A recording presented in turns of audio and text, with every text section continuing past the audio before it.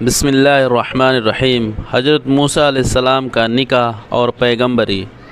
مدین کے قریب پہنچے تو دیکھا کنویں کے پاس بہت سے لوگ جمع ہیں جو اپنے اپنے جانوروں کو پانی پلا رہے ہیں، مگر دو لڑکیاں اپنے جانوروں کے لیے ایک طرف کھڑی ہیں۔ حضرت موسیٰ علیہ السلام نے ان سے پوچھا کہ تم یہاں کیوں کھڑی ہو؟ انہوں نے کہا ہمارا باپ بوڑھا ہے، ہم اس انتظار میں کھڑے ہیں کہ یہ لوگ اپنے جانوروں کو پانی پلا لیں تو بچا ہوا پانی اپنے جانوروں کو دے۔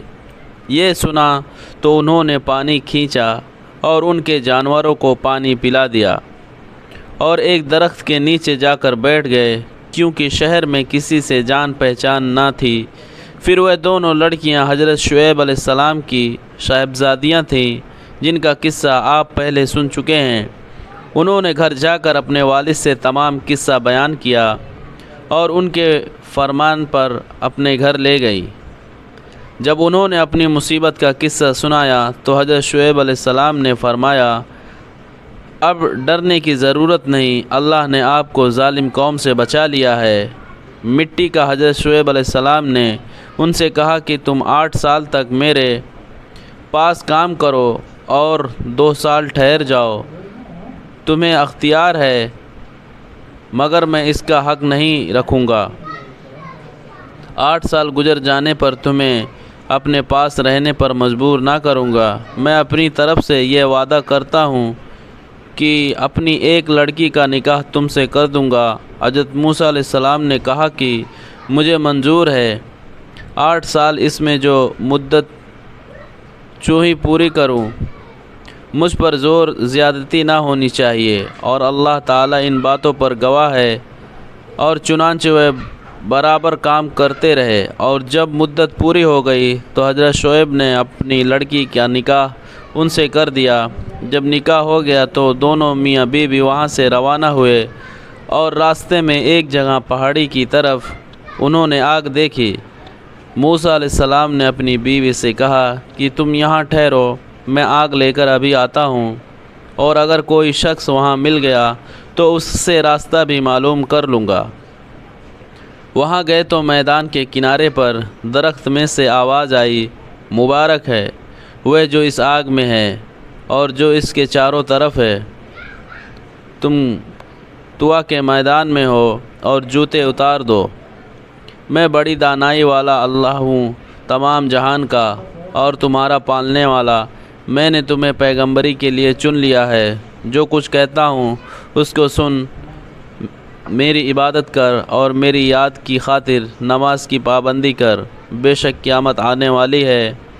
موسیٰ علیہ السلام تمہارے دائیں ہاتھ میں کیا ہے؟ انہوں نے کہا یہ میری لاٹھی ہے، اس پر سہارا لیتا ہوں، اپنی بکریوں کے لیے اس سے پتے جھاڑتا ہوں اور اس کے سوا اس سے اور بھی کام لیتا ہوں۔ اللہ تعالیٰ نے حکم دیا کہ اس لاٹھی کو زمین پر ڈال دو۔ لاٹھی کو ڈالی تو وہ سانپ کی طرح دوڑتی ہوئی دکھائی دی۔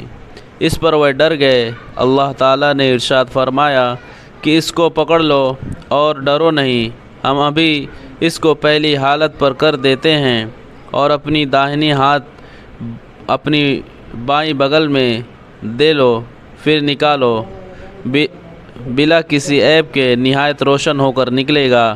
یہ دوسری نشانی ہوگی تاکہ ہم تم کو اپنی قدرت کی بڑی نشانیوں میں سے بعض نشانیوں دکھا دیں۔ نہ دونوں نشانیوں کے ساتھ ساتھ اللہ نے حضرت موسیٰ علیہ السلام کو فرعون کے پاس بھیجا اور فرمایا اس ملک میں فرعون نے فساد پھیلا رکھا ہے اور سرکشی پر کمر باندھ رکھی ہے۔ آپ نے فرمایا کہ مجھے ڈر ہے کہ وہ مجھے جھٹلائے گا۔ میں نے اس کے ایک آدمی کو مار دیا تھا، اب وہ مجھے مارنے کی کوشش کرے گا۔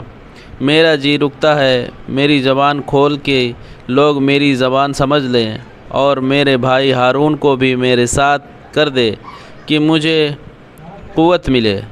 حضرت موسیٰ علیہ السلام کی دعا قبول ہو گئی، اور دونوں بھائیوں نے مصر میں جا کر فرعون سے کہا کہ اللہ تعالیٰ نے ہمیں تیرے پاس بھیجا ہے کہ تو بنی اسرائیل کو نہ ستا اور انہیں ہمارے ساتھ روانہ کر دے۔ ہمارے پاس تیرے رب کی نشانیاں ہیں اور یہ بھی یقین کر لے کہ سلامتی اس شخص کے لیے ہے جو سیدھی راہ پر ہے، اور جو شخص جھٹلائے گا اور سرکشی کرے گا اس پر اللہ کا عذاب آئے گا۔ فرعون کے پاس اللہ کا پیغام پہنچا دیا گیا، مگر اسے اپنی حکومت، فوج اور خزانوں پر گھمنڈ تھا، اس لیے وہ برابر ان سے بحث کرتا رہا، اور جب ہر بات کا اس کو ٹھیک ٹھیک جواب ملتا رہا تو اس نے موسیٰ سے کہا، تم بچے سے تھے جب تم ہمارے گھر میں آئے، ہم نے تمہیں سالہ سال تک اچھی طرح پالا اور رہا احسان جتلانا پرورش کا، سو وہ یہ نعمت ہے جس کا تجھ پر احسان رکھتا ہے کہ تو نے بنی اسرائیل کو سخت ذلت میں ڈال رکھا تھا، اور جب تو نے میرے قتل کا ارادہ کیا اور میں مدین چلا گیا، پھر اللہ نے مجھے دانائی دی اور اب رسول بنا کر تیری طرف بھیجا۔ فرعون نے وہ حرکت یعنی قبطی ہو کہا تم نے تھا، آج تم بڑے ناسفاس۔ حضرت موسیٰ نے جواب دیا کہ واقعی میں اس وقت وہ حرکت کر بیٹھا تھا اور مجھ سے غلطی ہو گئی تھی۔ فرعون اس بات کو سن کر